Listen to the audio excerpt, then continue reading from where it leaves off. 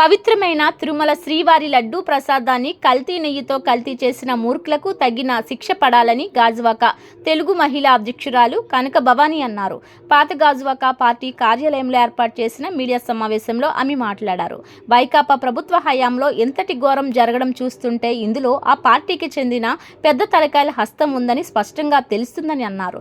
ప్రసాదాన్ని కల్తీ చేసిన వారందరినీ ప్రజాక్షేత్రంలో నిలబెట్టాలని డిమాండ్ చేశారు. కార్యక్రమంలో ప్రధాన కార్యదర్శి లక్కోజుదేవి, అధికార ప్రతినిధి నమ్మి పుష్పలత, ఉపాధ్యక్షురాలు సత్యవతి, గుర్రాల రుక్మిణి తదితరులు పాల్గొన్నారు. అధ్యక్షులు మన రాష్ట్ర ముఖ్యమంత్రి వర్యులు శ్రీ నారా చంద్రబాబు నాయుడు గారు, అదేవిధంగా మన రాష్ట్ర అధ్యక్షులు గాజువాక శాసనసభ్యులు పల్లా శ్రీనివాసరావు గారి ఆదేశాల మేరకు ఈరోజు ఈ కార్యక్రమాన్ని పెట్టడం జరిగిందండి.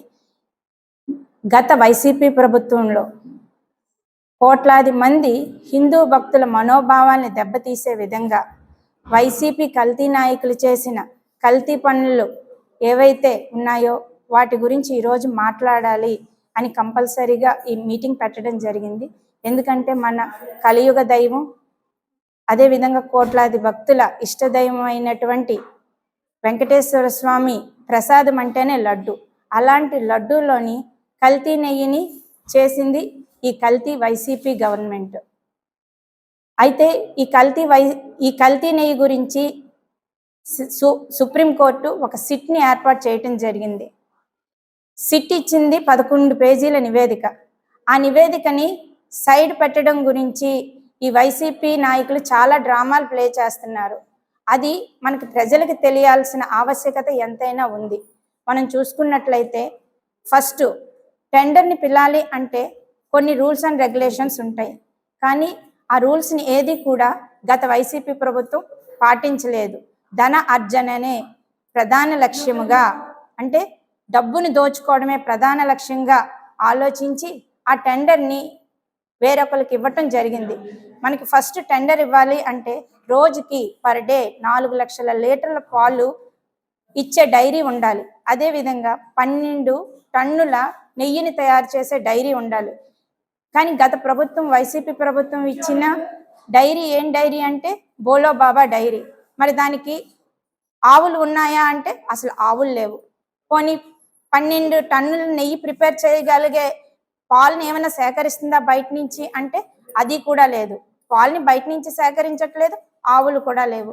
మరి మనం చూసుకున్నట్లయితే మరి ఈ రెండు లేకుండా మరి నెయ్యిని ఎలా తయారు చేస్తుందంటే మన విశ్వంలోనే అంటే ప్రపంచంలోనే పాలు లేకుండా నెయ్యిని తయారు చేసిన ఘనత గత వైసీపీ గవర్నమెంట్కే చెందుతుందండి.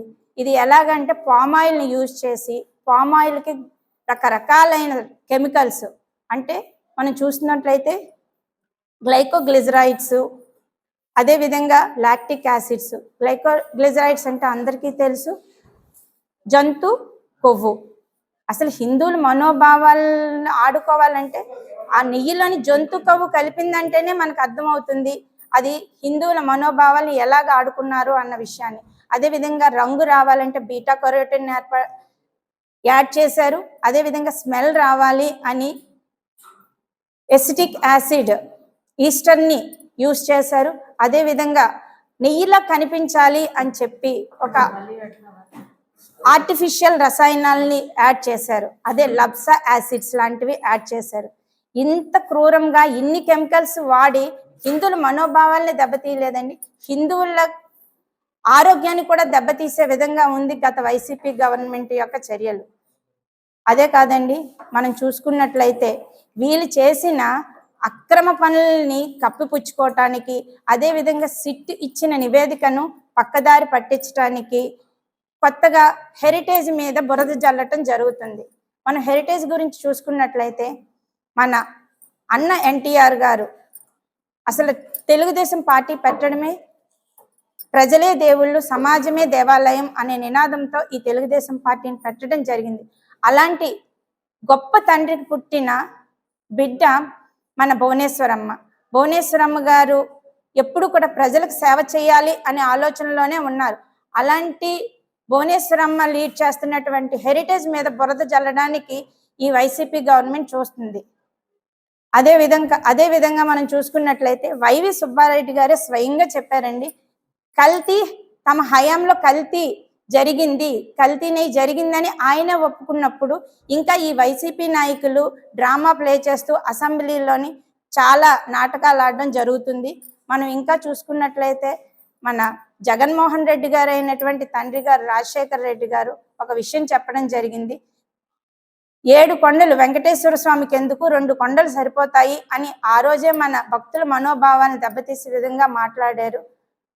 ఇలాంటి ఎన్నో అరాచకాలు చేసి మనల్ని ఈ కల్తీ నెయ్యి నుంచి డైవర్ట్ చేయటానికి చాలా ప్లాన్ చేస్తుంది ఈ వైసీపీ గవర్నమెంట్.